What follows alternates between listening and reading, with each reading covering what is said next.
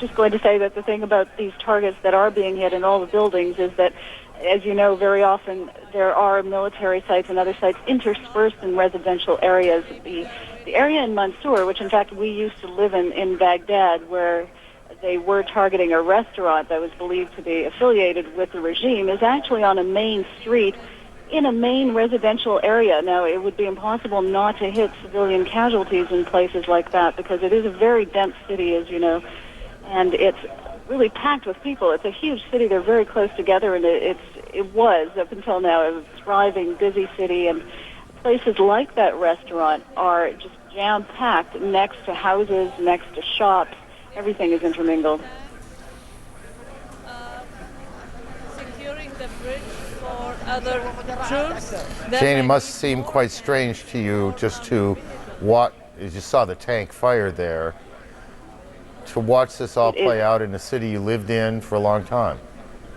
It is absolutely extraordinary to see the smoke, the tanks, the image of U.S. soldiers in a city that for so long has been so closed and under such an iron grip is absolutely extraordinary. And this is from the perspective of watching it from the outside. For those inside who are actually seeing U.S. soldiers in the street, if they dare to venture outside their homes, it must be absolutely surreal. Now, this is something that a lot of Iraqis had indeed longed for and feared at the same time, and I imagine it's still the case now, that they're watching this play out with a mixture of terror and anticipation, because it really does appear to be unclear. It would be entirely unclear on the ground if you were in your home in Baghdad at this moment what exactly is going to happen. What is going to happen in the next moment, or how this will all end? How it will all end, I believe, in conversations with the people that I did live in the city and worked there for some years, they believed that ultimately, if the U.S. were serious, it could come in and change that leadership. What they weren't so confident about was how long, how painful, and how bloody that process might be. And that will still be a fear. People there were incredibly afraid that this could unleash something, that you could never get back into that box, that there would be sectarian violence. And it was very interesting that all of the fears that came out just before this war started, particularly of middle-class Iraqis, middle-class Baghdadis, who consistently expressed the fear that all the people on the outskirts of the city who had been oppressed for so many years, and we're talking about neighborhoods of Shias who had moved there in waves, Shia Muslims, moved in waves from the south, originally to find work in the city. They're now spread around the city in huge communities that had been self-contained.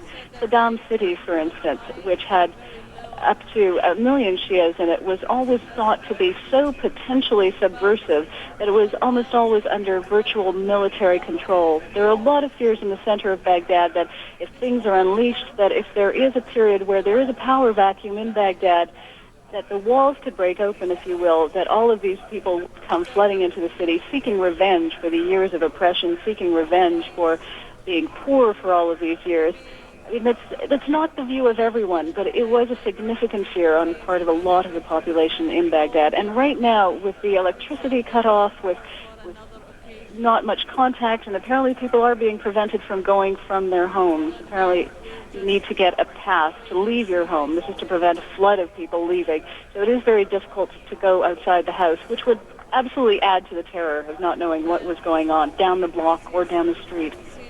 Just about 2.5 hours ago, well, a little longer than that, your friend and colleague, Nick Robertson, reported that the rumor mill in Baghdad, from just talking to his sources, that the rumor mill in Baghdad was working overtime, and that one of the rumors that it was making the rounds is that there was going to be an uprising of some sort and some size in these Shia neighborhoods, which would in some respects might be helpful to the Americans, and in other respects would be terribly complicated depending on whether it was organized or just anarchy. And it's always been sort of the boogeyman. It's the threat of violence from the Shias, and it's really unclear to anyone how much of that is real and how much is imagined. Now, certainly they have legitimate grievances, and we did see during all the years we were in Baghdad uprisings very quickly put down in places like Saddam City, that Shia neighborhood on the edge of Baghdad. Now, it's basically, we can't put it too politely, it's a slum. People live in horrible conditions. They're crammed together. It's probably one of the poorest parts of Baghdad, and it is a place that is just, with the right spark, could be waiting to explode. Now, that is always a possibility and has always been a possibility, even before this war started. For instance, when Shia clerics were being killed under mysterious circumstances, essentially assassinated, there had been some riots in Saddam City that were very quickly suppressed, with people being killed and the riots put down. It was, as you know, Aaron, a very effective regime, very effectively in control. So the question has always been, what happens when you lift that control? And the feeling is that U.S. troops coming in are not going to replace those decades of iron control by Iraqi troops, and that extremely effective interlocked system of Iraqi secret police, the web of informers, the Republican Guard, the Ba'ath Party. That's the reason he survived so long, that it was extremely effective. Now, people do fear and have feared for some time that it could result in Shia violence against Sunnis, but at the end of the day, it really depends on what else is happening on the ground, whether there's a power vacuum or whether the American troops and their allies can go in and stabilize things. And right now, the feeling is that it could really very much go either way. Aaron? Jane, just stay with us here for as long as you can. That's Jane Arraf, who for a long time was the CNN bureau chief in Baghdad, and she has been covering the war from northern Iraq. Reem Brahimi was part of the CNN crew that was not so politely asked to leave Baghdad now a couple of weeks ago. She is in Amman, and she has been watching this from Amman, and she joins us on the phone. Reem? Yes, Aaron.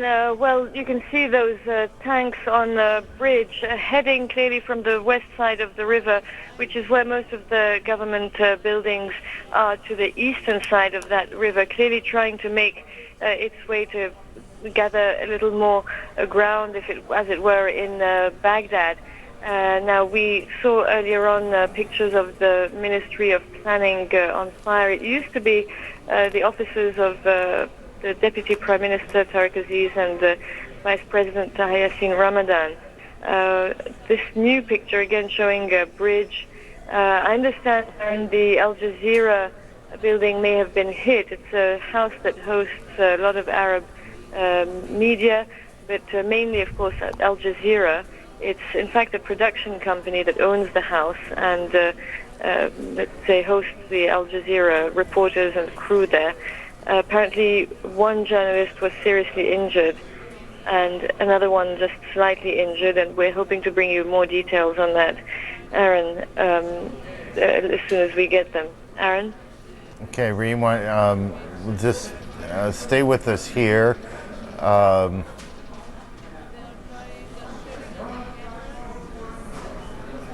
It certainly did look like fire came against the cement or brick of that building, and there's also obviously an American plane in the sky.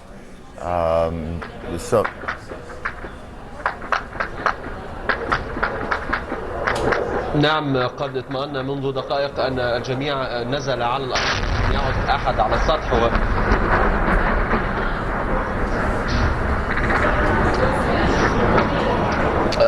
Different angle coming again across the river. There are two American tanks. You can see them on the river.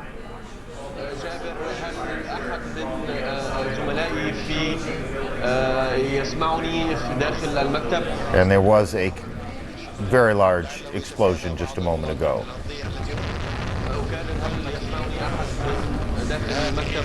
Reem, you still with us?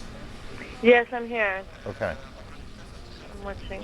There's a huge explosion on that other side of the bridge, near that building. And these buildings, these low-rise buildings, do you recognize them? Do you know what they are?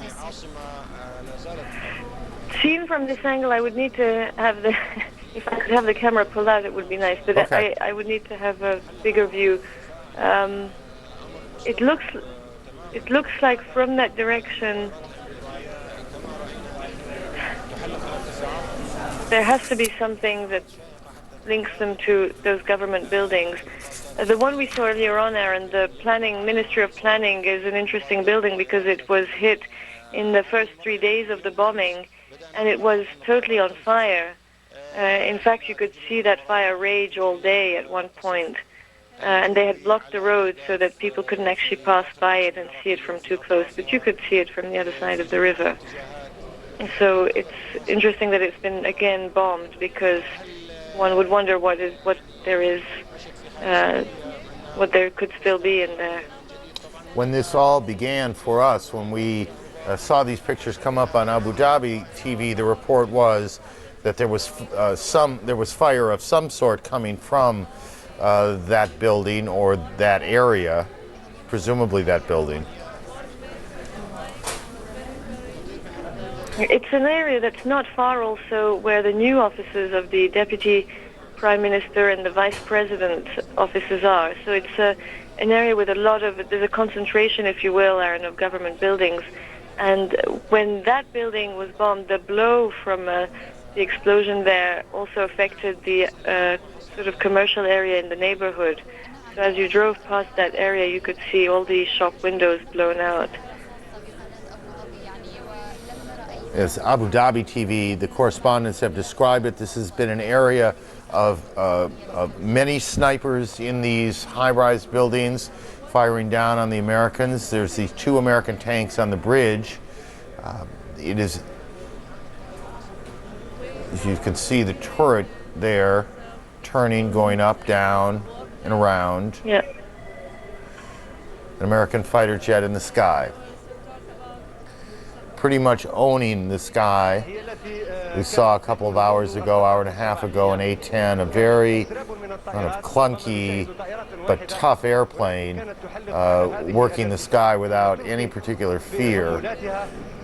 It may in fact have been responsible for some of the fire that you saw in that building on the top floor.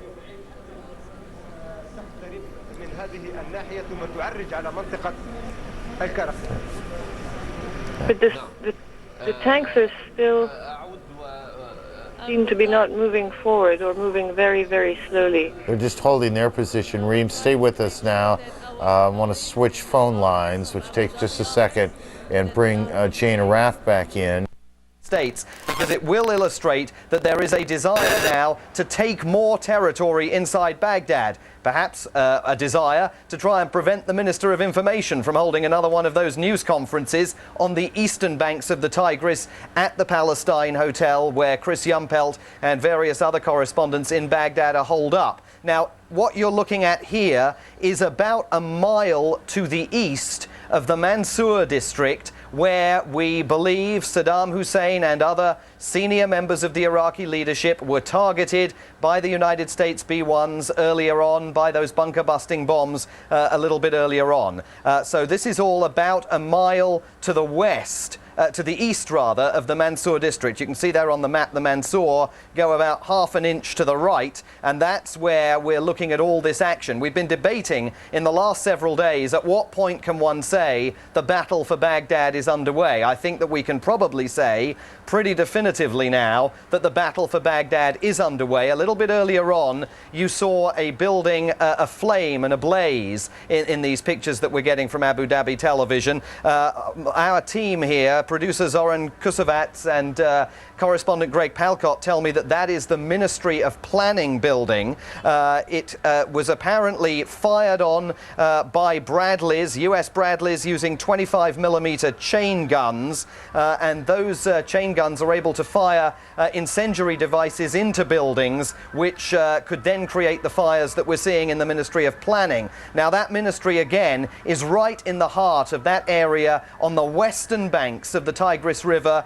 that houses, among other things, the Deputy Prime Minister's office, Tariq Aziz's office, which we know has been hammered by US airstrikes since this war began, the Council of Ministers building, the Ministry of Information, or whatever is currently left of it, and if you expand that just a little bit further, you'd include the National Assembly, the Parliament building as well. But there's a real battle now going on to control that section of western Baghdad, and seemingly now to get get US tanks to cross the river and move into eastern Baghdad. So these events could be extremely important in the battle for Baghdad. And of course, we don't want to overlook the fact that about a mile to the west, that building in the Mansour district, a very stylish part of Baghdad where Saddam Hussein and senior members of his government were reportedly meeting today, is now a large crater in the ground and could, within the next 2 or 3 days, yield information that tells us definitively whether Saddam Hussein was indeed killed last night in Baghdad, yesterday afternoon in Baghdad, by US bombers. Laurie? Simon, we're hearing Al Jazeera and Abu Dhabi TV are both reporting that they have both been hit in Baghdad. Now, of course, we've been running video from Al Jazeera. We've been taking live pictures from Abu Dhabi within our own broadcast. In fact, they just went off our air just a couple of seconds ago. What are you hearing about that? Well, Abu Dhabi is definitely still on the air. I can actually see it from here. Sure. And they have their correspondent reporting live now from the Palestine Hotel, which is where they have some kind of a facility. Their offices, the offices of Al Jazeera and Abu Dhabi, were not at the Palestine Hotel. They were in a sort of a park, a fairly exposed area on the western banks of the Tigris. And when we were in Baghdad 2 or 3 weeks ago, it was notable that as you drove past those offices of Abu Dhabi TV, every day the sign on the outside of the building and on its roof saying Abu Dhabi TV in large lettering grew larger and larger and larger, which seemed to be an indication to us that Abu Dhabi television was trying to say to the spies up in the sky, to the satellites, look, we are here, please leave us alone, we are a broadcaster, don't hit us. Tonight it seems that as this battle rages for control of the western sector of Baghdad, indeed the Al Jazeera office has certainly been hit, and we saw that very dramatic footage a couple of minutes ago with the Abu Dhabi cameraman also seeming to lose control momentarily over his camera as some kind of explosion or sniper fire hit their position as well. So this section of Baghdad, it's safe to say tonight, is not a secure place to be in, and yet by contrast, just a mile away on the other side of the river, Chris Yumpelt and the other reporters in the Palestine Hotel are surrounded by relative tranquility in that section of the city. It's an extraordinary dichotomy, Laurie. It certainly is, one that you pointed out very well. Simon Marks in Amman, Jordan, thank you very much for the update. We'll be checking back in with you later. I'd like to go now to my panel here in New York. 7th Marines, this was an objective, this warehouse complex here, industrial complex. It is a myriad of acres that are covered with factories, with warehouses, and other industrial sites. So just imagine an industrial park anywhere outside of Iraq, and, well, you know what it looks like here. And they have literally been going from building to building, factory to factory, warehouse to warehouse, and they have been getting some opposition. Now, it was not just the opposition that brought them here. It was also the fact that because it is an industrial complex, there was some question, apparently intelligence, indicating there might be sensitive material here, and that some of these industries might have been involved in clandestine weapons making or the manufacture of anything that might be related to weapons of mass destruction. Those warehouses are being inspected and looked at this particular time. More rounds going off here. That's why our heads jerk in that direction. But for the most part, they say they have it under control. They have been fighting it more aggressively in this urban area because there are not many civilians here. It is primarily an opposition force that they meet. And there have been casualties on the Iraqi side. None have been taken on the Marine side so far, Aaron. And Marty, do you know who it is they are fighting? Are they fighting Republican Guard? Are they fighting irregulars? Are they fighting who? Well, I don't know by name who they are fighting. It is an irregular force, simply measured by the amount of fire that they put out and their capability. We have not heard heavy weapons. We haven't heard things like artillery. Might have been occasional mortar fire and certainly machine gun fire, but the Marines are responding with an overwhelming force, heavy machine gun fire, anti-tank missiles, as well as tanks that are down in that complex, and armored personnel carriers returning fire. That is always standard practice. Marines say if you are firing upon a Marine, you can expect to receive tenfold in return, and that is their way of suppressing and saying, don't do that again. So they are carefully going through this complex. It's going to take some time. They've also found on site here, just out of interest, a soft drink bottling factory, a brewery, and a cigarette factory as well that is mixed in amongst this sort of myriad of buildings. So there was a lot for the Marines to go through. Obviously, those three I mentioned not high on the priority list. There are other buildings that are taking more intensive look at by these forces. Marty, just stay. Is Jane still on the phone? I am. Hello. Jane, are you able to tell? There's not much of a shot there to see. Are you able to tell where he is? Do you know the area? I had seen just in the earlier shot on the right-hand side of the screen, as you're looking towards it, just the edge of the Prime Ministry building, former offices of Tariq Aziz, the building that had been hit. It's that huge building on the ground level that has perhaps 5 or 6 floors, and then a tower, almost a tower above it. To the right of it, it would be just at the beginning of a bridge. Late last year, they had put up an extraordinary statue next to that building.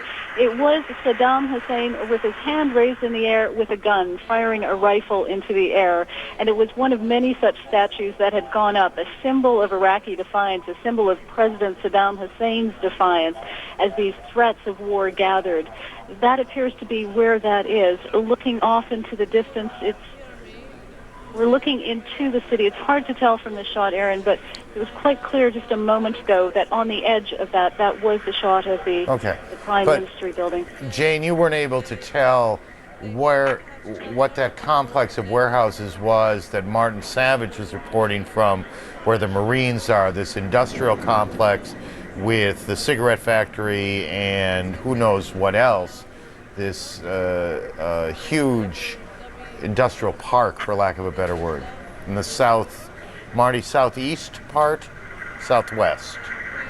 That's correct, yeah. We're told that this whole area here, not just this complex, but this region that we are pushing into is sort of the industrialized part of Baghdad itself. And one of the reasons you move in this area, obviously, is in support of coming up from the east. The other is there are a lot of, apparently, sites here that they're very interested in taking a look at.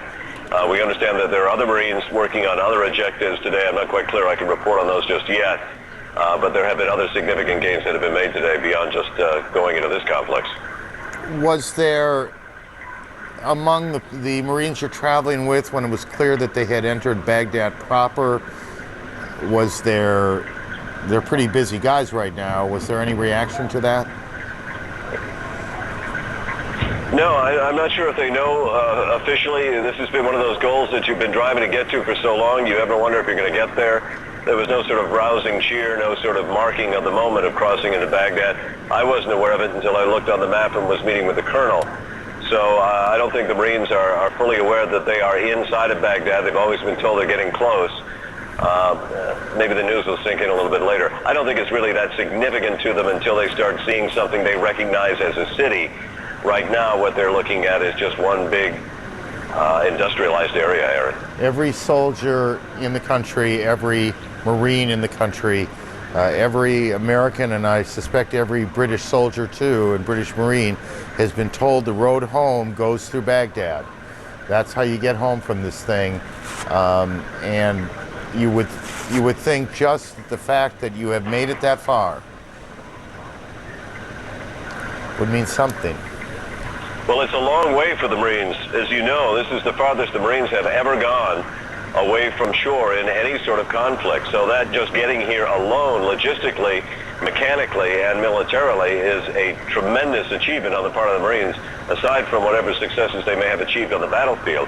The fact that they have come this far has never before happened in the history of the whole Marine Corps. So that's significant unto itself. And yes, as you know, the Marines realize that going home, you have to go through here first. The closer they've gotten, well, then they feel the closer they're getting to home.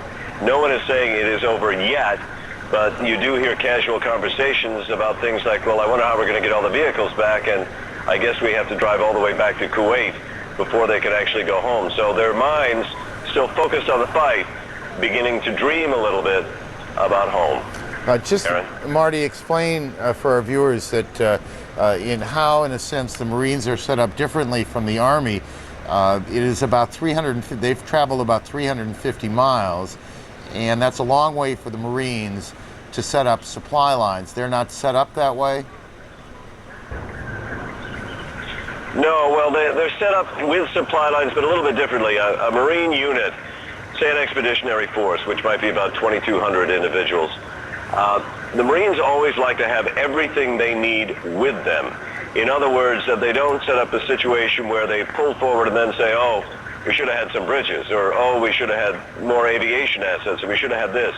They design each of the MUs, as they call those, to be independent fighting forces, so that everything they need, whether it be the old beans, bullets, and the bandages, they've got everything with them, and anything they believe they need travels with them at all times. Now, resupply, of course, has to come from northern Kuwait, and that is what has been coming as far as the food and the fuel and sometimes ammunition.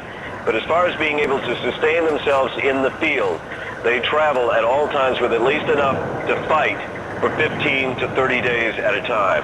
And that is one of the significant differences between, say, how the Army operates with a huge logistics train in trail behind them. The Marines push and pull everything forward with them as they go.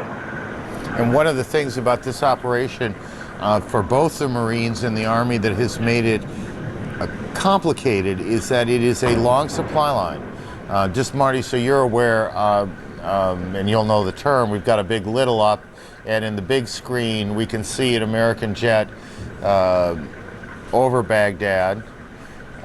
There are 2 American tanks on a bridge, and your colleague Jane Araf is on the phone as well. So just to get you caught up on where we are, there's a lot going on the screen right now. And can you see that plane up there? Well, there are planes overhead. I mean, I was just wondering whether it was, in fact, the same aircraft. I can't see it with the overcast we have here. But you mentioned it, and no sooner had you said it, there's one overhead.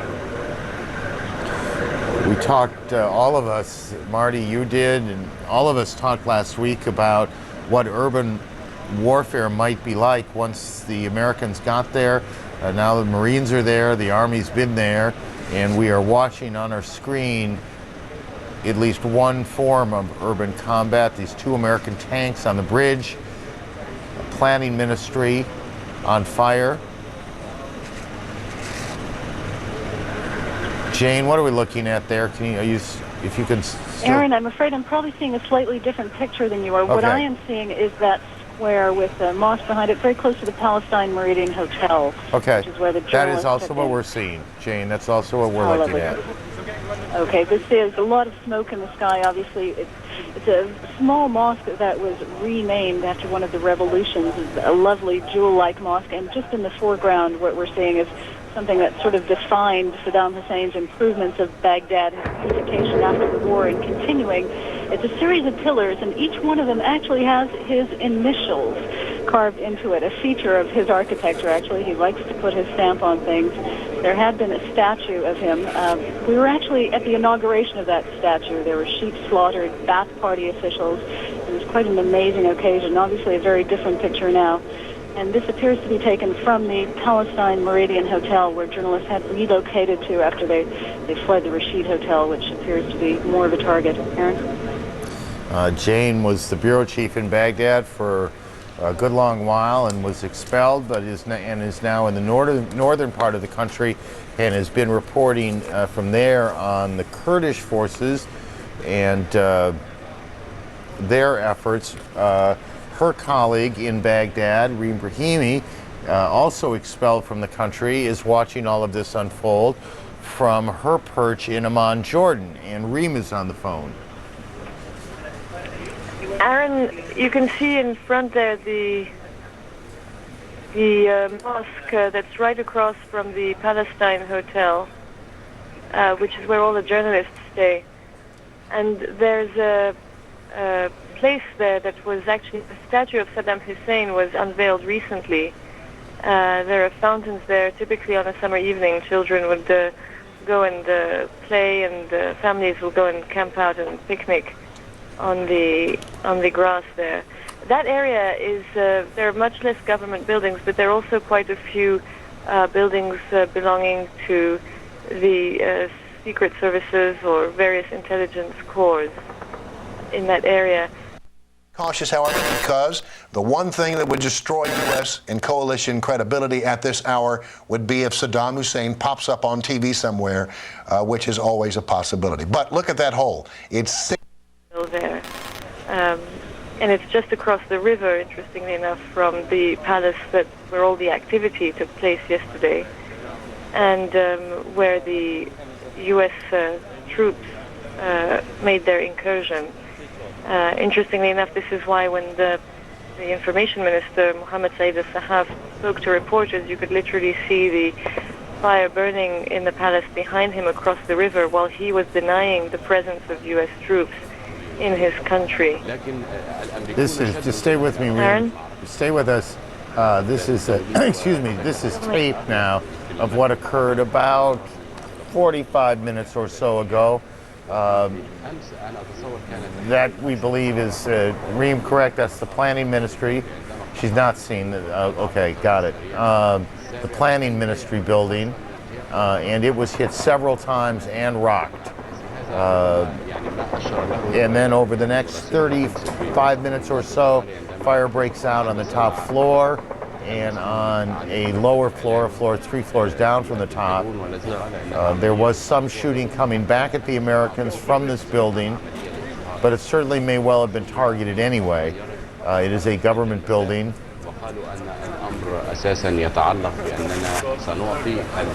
A blast from one of the 2 American tanks.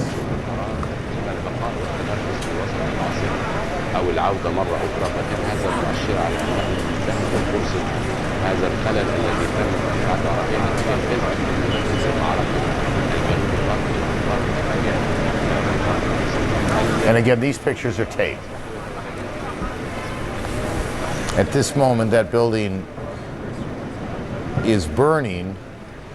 How much of it is in flames, we don't know, because that, I believe that's the camera, the Abu Dhabi camera that got taken out in some way. The cameraman's okay, but there was gunfire at that balcony where that camera is perched, and we have not seen that camera since. So what you're looking at is tape from about 45 minutes or so ago. It's always hard when looking at these things to know how exactly they will resolve. This could go on for hours. Martin Savage has been involved in this clearing of an industrial complex. That could go on for hours and hours. So it's not clear how these things ever exactly resolve. But no one doubts that eventually they resolve in the Americans' favor. The Americans have so much more firepower than do the Iraqis on the ground. They can bring to bear air and have in this.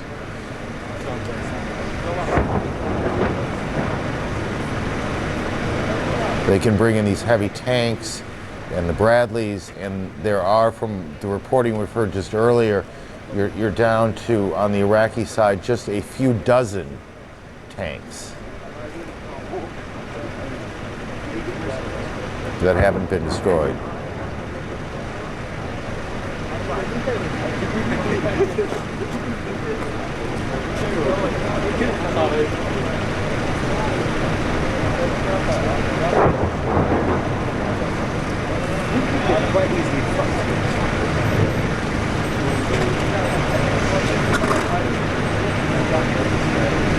You can just see in the smoke there, just barely see in the smoke in the center of your screen, the 2 American tanks. And that makes it a lot easier to see when they fire that way.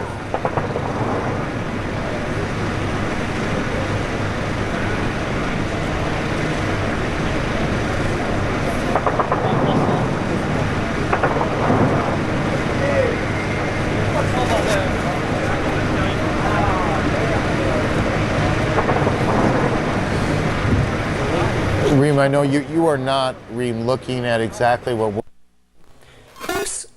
Who surrenders to us now?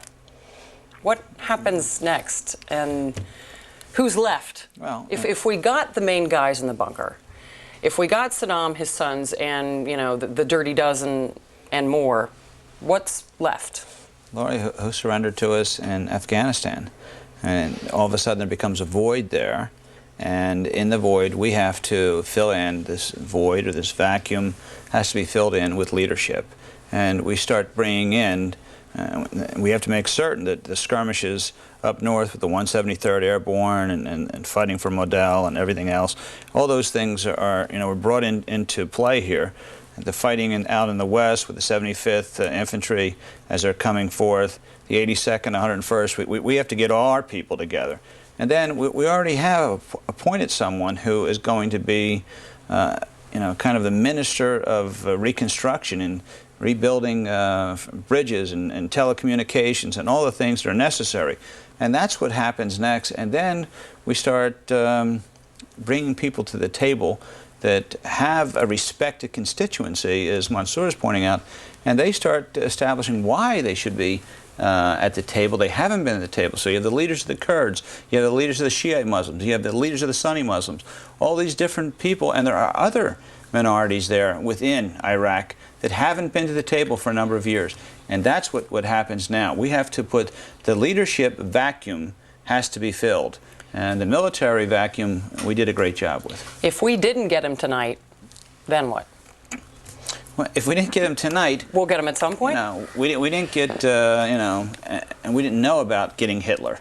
We didn't know about getting a number of people. In many, many wars, the top guy, he exited stage left. I mean, I don't know how many times Napoleon did his exile, forced exile, he was gone, and people would bring these people back. So one of the worries about a forced exile is that oftentimes these people do reemerge.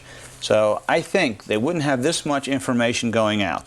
I'll be candid with you. The NSA and the CIA and the Pentagon would be somewhat stutter-stepping, and they may be calling the bosses of this organization and other organizations saying, back off. You guys are going way too far here now, so slow up. So I really do think that there's a good possibility we got him. All right, well, speaking of the Pentagon, that is where Kelly Wright is standing by at 2:04 a.m. Eastern Time. And Kelly, if you would kind of bring our viewers up to date on exactly what's going on there right now, what's been coming out of the Pentagon, a very busy late night for everybody there. Well, Laura, you're right. It has been a very busy and late night with all of these breaking details about Saddam Hussein and his two sons, Uday and Qusay.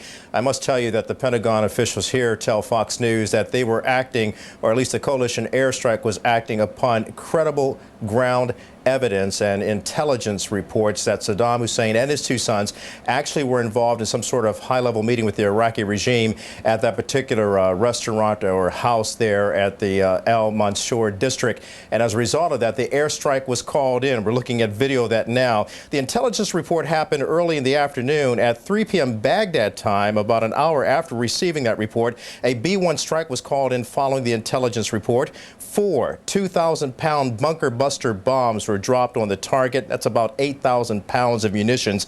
It happened in an area at what defense officials say was a house and a restaurant in an upscale residential area of the Al Mansour district. Now, there are intelligence reports that Saddam and his sons Uday and Qusay were planning to leave Baghdad and had been meeting to discuss plans with other Iraqi leaders to determine some sort of strategy to actually get out of town. The bombing took place in broad daylight at 3 p.m. Baghdad time, as I said. That's 7 a.m. Eastern time here in the United States. Defense Secretary Donald Rumsfeld held a 2 p.m. briefing on Monday. At the time of that briefing, he was already aware of the strike, and it's interesting what he had to say during his opening statement. The regime's leaders are increasingly isolated. The circle is closing, and their options are running out. As his regime collapses around him, the question is asked, where is he? There are three possibilities. He's either dead or injured or not willing to show himself.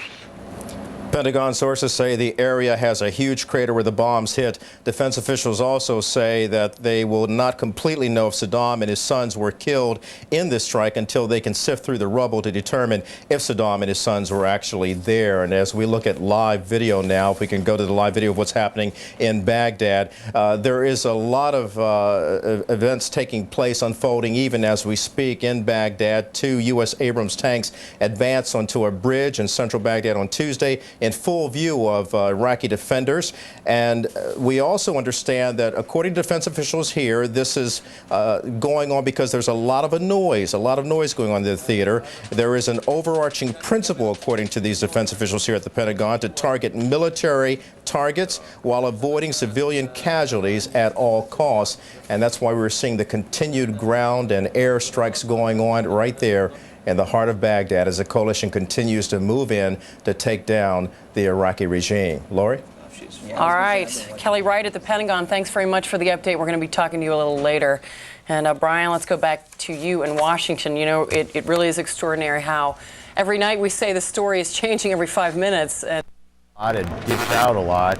It's kind of low-flying, a little clunky. It's not the most nimble of airplanes.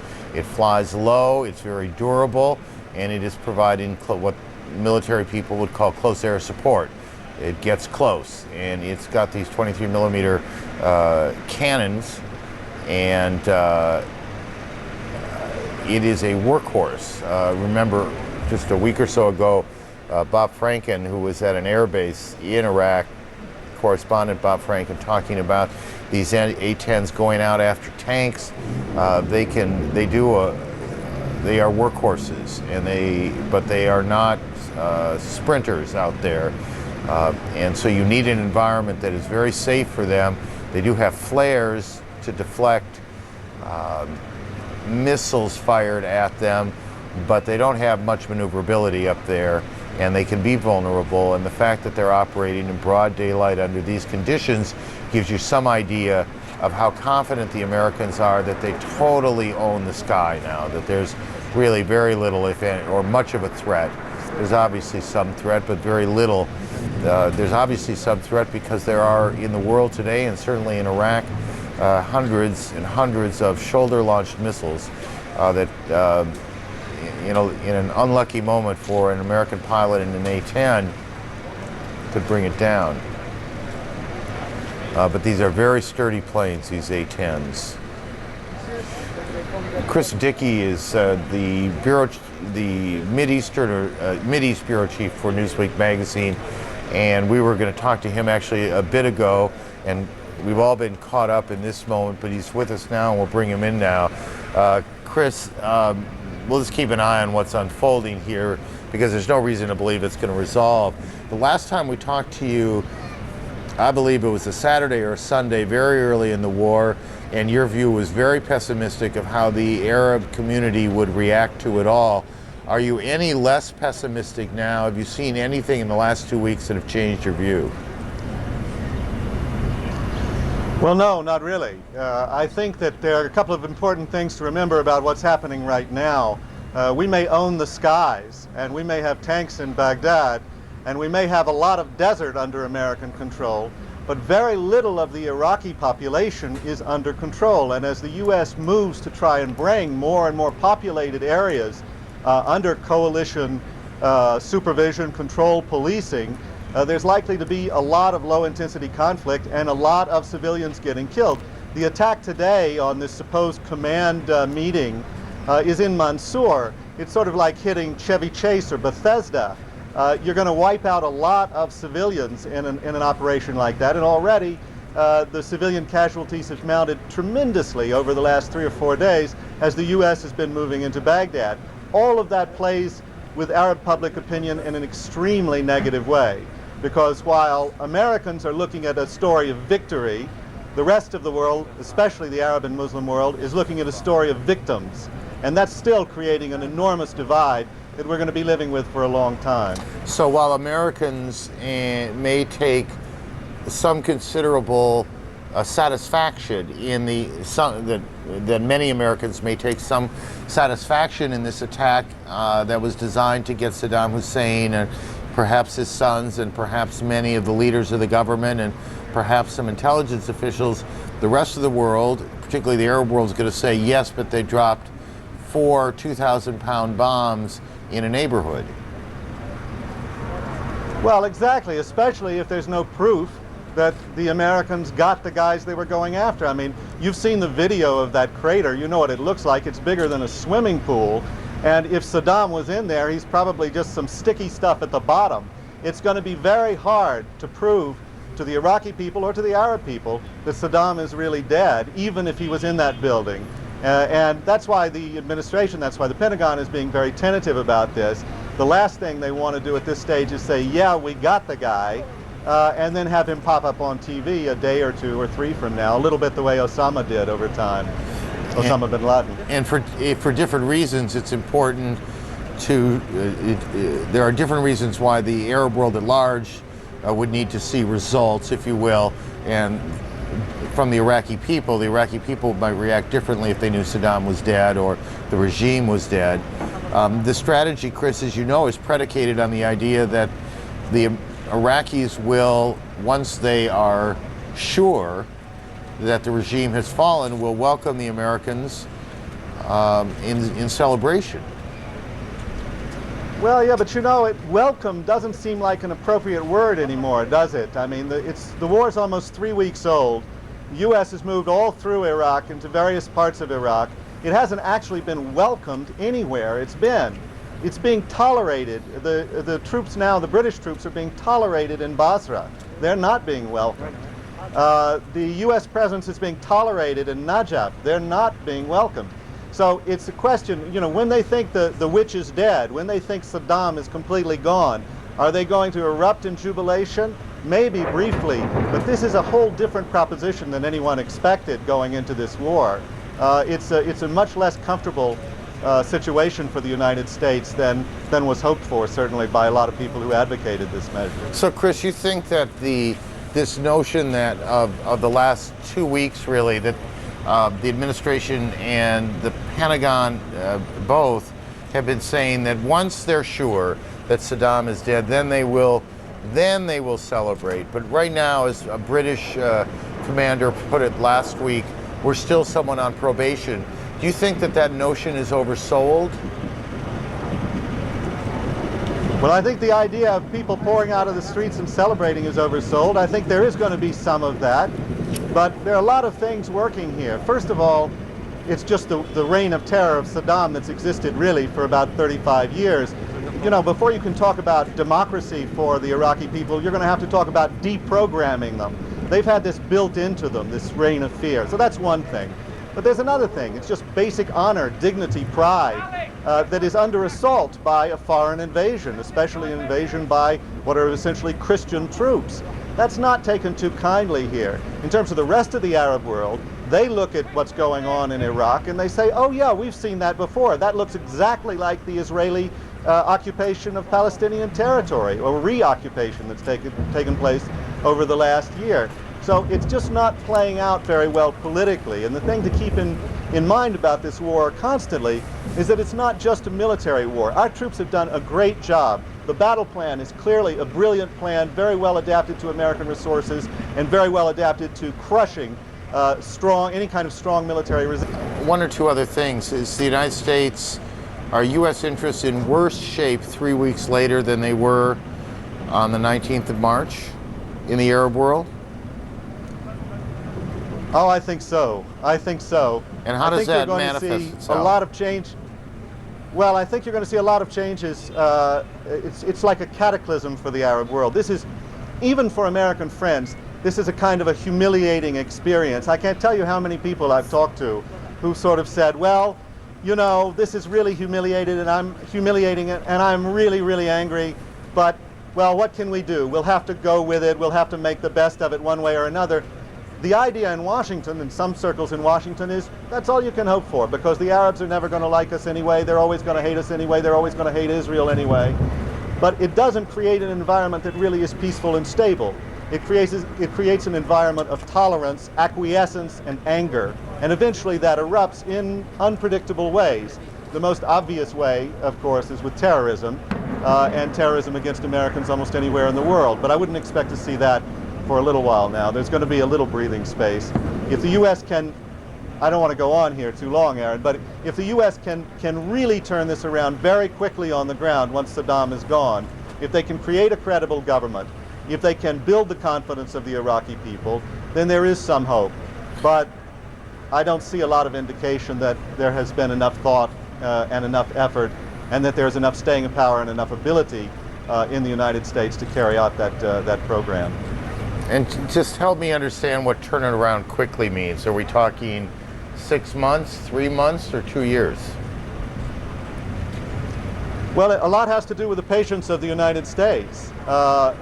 You know, you go in, you occupy a country, especially a country as complex as Iraq, and what you want to do, the objectives of that occupation in terms of American official policy are to keep Iraq unified, keep the people from tearing it apart by fighting each other, and at the same time try and build some kind of democratic framework.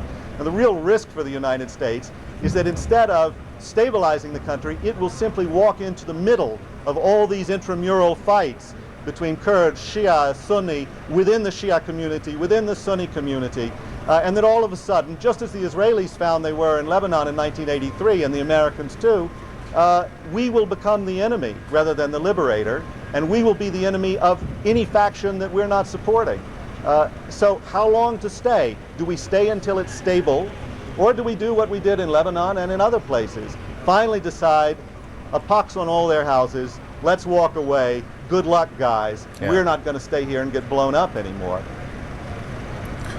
Well, if that were to happen, that would be a stunning outcome, Chris, in all of this. Chris Dickey, the Mideast Bureau Chief of Newsweek magazine. General Don Shepard is on the line, and he has been watching this play out, and these things always look different to our analysts, our military analysts. What have you been seeing, General? Well, I've been watching the air picture that you've been watching on your screen there, Aaron, and what you've got is repeated attacks, or at least repeated passes by an A-10 or a flight of A-10s more than likely on targets. Now, these people are definitely in radio contact with the Air Force forward air controller embedded with the Army or the Marines, depending on where the target is. The flares that you saw coming out earlier are there.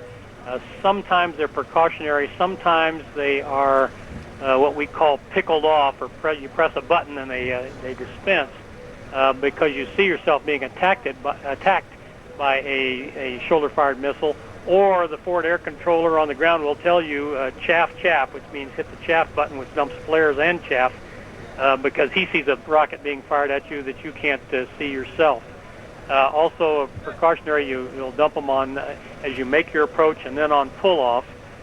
Your words about the A-10 are right on. It's a 30-millimeter Gatling gun that'll pierce armor. It appears that they are strafing with that gun to me as I listen to it and watch it. And it's very maneuverable and very tough. It'll take small arms fire, but one shoulder-fired rocket can bring this thing down, so it's dangerous, and they're making low passes. And these, when we see the flares come off it, that is to literally confuse the rocket if it's fired, or to confuse the person firing the rocket? No, to make it very simple, what it does is decoy. It's the infrared shoulder-fired missile is fired at the airplane because the airplane is hotter than the background of the sky. So it tracks that hot spot from the airplane engines. The idea behind the flares is to dump out behind the airplane. They're hotter than the airplane, and the shoulder-fired missile goes for the flare rather than the airplane is the idea. Okay, General, stay with us for a minute. Nick Robertson is on the line. Nick, are you able to get calls in through to Baghdad? I've been on the line with Baghdad this morning. First time we talked was just after sunrise this morning, and I've been keeping in touch with what's been going on there with my sources there and the pictures we've been seeing, yes. And what are you seeing in all of this? What do you think the ultimate target is here? What I'm seeing is the coalition extend its area of operation in Baghdad. We've seen them on the first day arrive at the airport. We've seen them the next day probe into town and withdraw. We saw them yesterday probe into the government area, into Presidential Palace area on the west banks of the Tigris, hold that position. Then this morning we saw two of the Abrams tanks pull out over that Al Jumeirah bridge as if to go over to the east bank of the Tigris. Very much they're pulling out, then they pull back, they put themselves on display. They also appear to target what they thought was a hostile position which turned out to be a camera position looking at them, giving us those close pictures, the coaxial gun chipping up the cement just beneath the camera, and then a large explosion just in front of the camera a minute or so later. But it very much appears as what the coalition is doing, what it said it set out to do in the city, which is not to threaten the population, but to show the population they're there, show them that they intend to stay, show the Iraqi leadership that they are beginning to control more and more of the city. It's not clear if they intend to cross over the bridge into the eastern side of Baghdad. Certainly that would be a different operating environment for them. The area they've been in until now has been fairly wide roads, fairly open ground to a degree around the presidential palace area, government buildings, but again a fairly open area. If they cross that bridge, they'll get into a much more residential area, tighter streets, higher buildings around them. Normally would be a very busy shopping area, but it would put them in a potentially different environment, but it would definitely put them in ground they haven't been on yet. That's their stated purpose, to take control of more areas of the city and send a psychological message to the Iraqi leadership that they're there to stay. They intend to control more of the ground, but not try and get drawn into urban fighting with the Fedayeen and Republican Guard. And what we've seen this morning by just probing out on the bridge, not going over the cusp of the bridge and pull back, perhaps the early stages of that. But very definitely those Abrahams putting themselves on display for the population east of the river there in Baghdad, a population that hasn't visibly seen them yet themselves. And we know from our sources talking to people in the city yesterday, they were all in the city of Baghdad very surprised at how little opposition the Republican Guard had put up to the coalition forces, and the people of the city figuring that their leadership has not been telling them the whole truth up until now, Aaron. Okay, Nick, I know you're not able to see the pictures that are rolling now, so let me just explain again. This is tape, and that was something that Nick described just a bit ago at the camera location where the Abu Dhabi TV cameraman was. He is not there anymore. He is okay, but Al Jazeera is now reporting that one of its reporters was killed, has died in this airstrike in Baghdad this morning, now Tuesday morning, in the city. The Abu Dhabi TV cameraman, was quite honestly was lucky to get out with his life, as you could see from that explosion.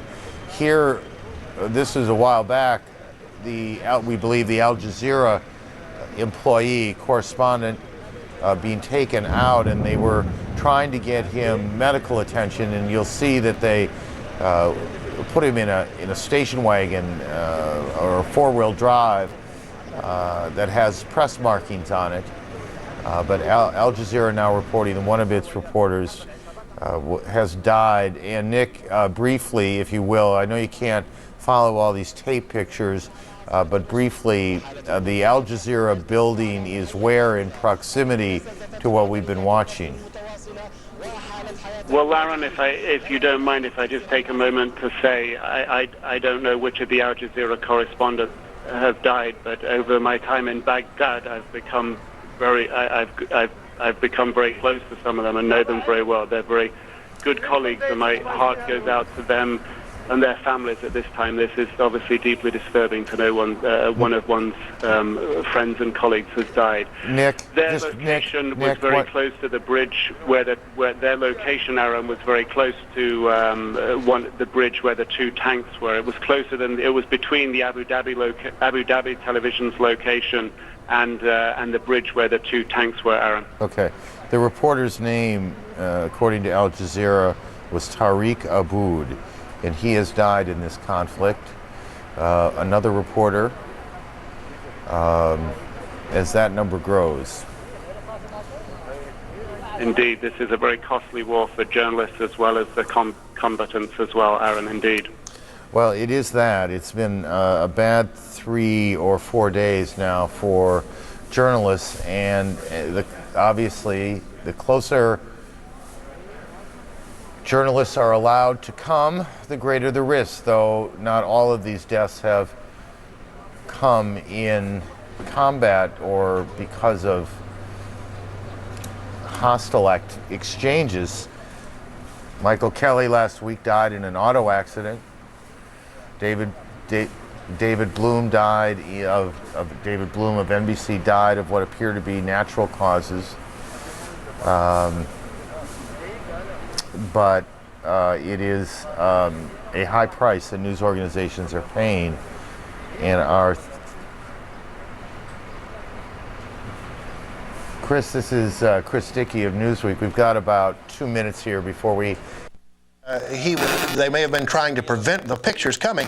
It sounds like to me this camera was directly behind an enemy machine gun position and therefore may have just gotten in the way of what was going on there. I mean, clearly, we don't know. We're not there.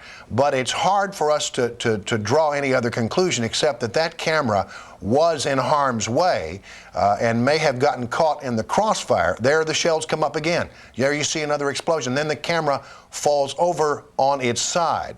Now, we regret, of course, that there may have been the loss of life here, but this is a war zone, and these camera people who go into a war zone understand that there is a risk to be taken any time. Now, notice again, as the tape continues to play out, there is another incident that occurs just a short time. We see a picture of that bridge, and we see a tank on the bridge. There again, the machine gun apparently firing just below the vision of this camera, and then the camera falls over.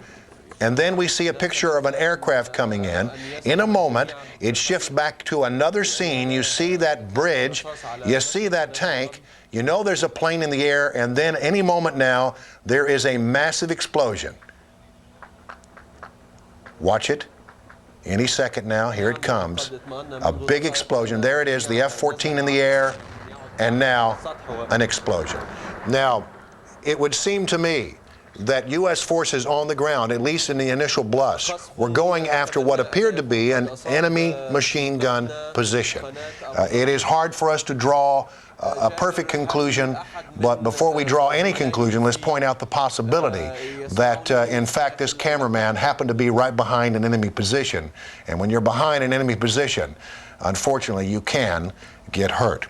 We regret, of course, that we have lost even a member of our journalistic corps from Al Jazeera, but it is a tough environment, and this man knew full well the risk he was taking.